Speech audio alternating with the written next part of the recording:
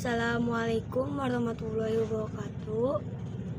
Kepada Bapak Apip Restu Pauji, dosen bimbingan bahasa Indonesia, dan teman-teman yang saya hormati, pertama-tama marilah kita panjatkan puji syukur kehadirat Allah Subhanahu wa Ta'ala, dan semoga salawat serta salam tetap tercurahkan kepada junjungan kita Nabi Muhammad Shallallahu Alaihi Wasallam, sehingga kita bisa mengikuti diskusi sesi 4 kali ini.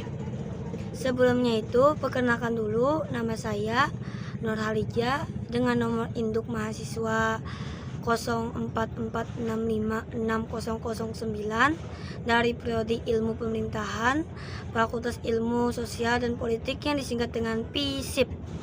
Dan izinkan saya beberapa menit ke depan untuk menjelaskan kepada Bapak dan Ibu serta teman-teman sekalian mengenai pandemi COVID-19 yang melanda seluruh dunia. Apa itu COVID-19? COVID-19 atau yang disebut dengan coronavirus desain 2019 adalah penyakit baru yang disebabkan oleh virus dari golongan coronavirus, yaitu SARS-CoV-2 yang juga sering disebut virus corona. COVID-19 dapat menyebabkan gangguan sistem pernapasan, mulai dari gejala yang ringan seperti flu hingga infeksi paru-paru seperti pneumonia. Kasus pertama penyakit ini terjadi di kota Wuhan, Cina pada akhir Desember 2019. Setelah itu, COVID-19 menular antar manusia dengan sangat cepat dan menyebar ke seluruh jumlah negara termasuk Indonesia hanya dalam beberapa bulan saja. Agar penyebaran COVID-19 itu tidak meluas, beberapa negara memperlakukan kebijakan lockdown. Di Indonesia, pemerintah menerapkan kebijakan pembatasan kegiatan masyarakat yang disebut dengan PKKMB untuk menekankan penyebaran virus ini. Penyebab COVID-19 ini disebabkan oleh coronavirus, yaitu kelompok virus yang menginfeksi sistem pernapasan pada banyak kasus. Virus ini hanya menyebabkan infeksi pernapasan ringan seperti flu, namun virus ini juga bisa menyebabkan infeksi pernapasan berat seperti infeksi paru-paru, pneumonia, Minute Respiratory Syndrome, MERS, Severe Acute Respiratory Syndrome, SARS, bahkan bisa menimbulkan kematian. Ada dugaan virus corona awalnya ditularkan dari hewan ke manusia, tapi kemudian diketahui bahwa virus corona juga menular dari manusia ke manusia. Seseorang bisa tertular COVID-19 melalui berbagai cara, di antaranya tidak sengaja menghirup percikan ludah yang keluar saat penderita COVID-19 batuk atau bersin, memegang mulut, hidung atau mata tanpa mencuci tangan terlebih dahulu setelah menyentuh benda yang terkena cipratan ludah penderita COVID-19. Kontak jarak dekat dengan penderita COVID-19, misalnya bersentuhan atau berjabatan tangan. Virus COVID-19 dapat menginfeksi siapa saja.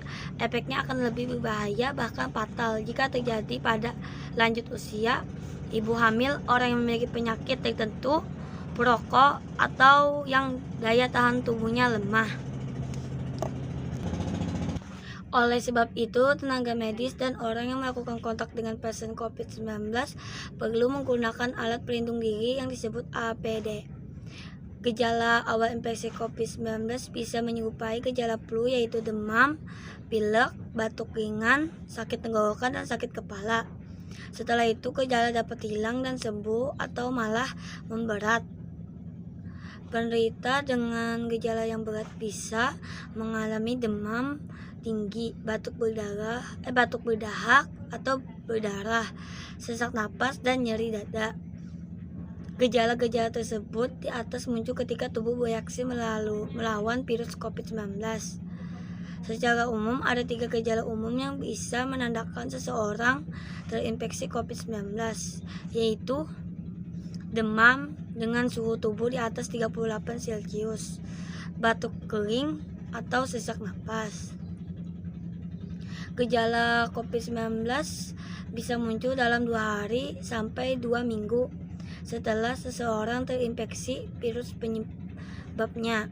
Sebagai penderita juga mengalami hypoxia yang menurun oksigen tanpa ada gejala lain. Selain itu, beberapa laporan kasus juga menyebutkan sebagian pasien COVID-19 dapat mengalami ruam kulit. Untuk memastikan apakah gejala tersebut merupakan gejala dari virus corona, diperlukan rapid test atau PCR. Pencegahan COVID-19 adalah tetap berada di rumah, menghindari perpergian dan beraktivitas di tempat umum, serta sering mencuci tangan dengan sabun, tidak menyentuh hidung, mata, atau mulut dengan tangan yang tidak dicuci. Vaksin COVID-19 juga bertujuan untuk membangun kekebalan tubuh terhadap virus corona, sekaligus membentuk kekebalan kelompok atau herd immunity. Makin banyak orang yang vaksinasi, makin cepat pula penularan COVID-19 terputus. Selain itu, kondisi ekonomi yang terdampak oleh pandemi juga akan pulih. Demikian uraian yang dapat saya sampaikan, semoga bermanfaat bagi kita semua. Mohon maaf yang sebesar-besarnya kalau ada kata yang kurang berkenaan. Wabillahi taufiq wal hidayah. Wassalamualaikum warahmatullahi wabarakatuh.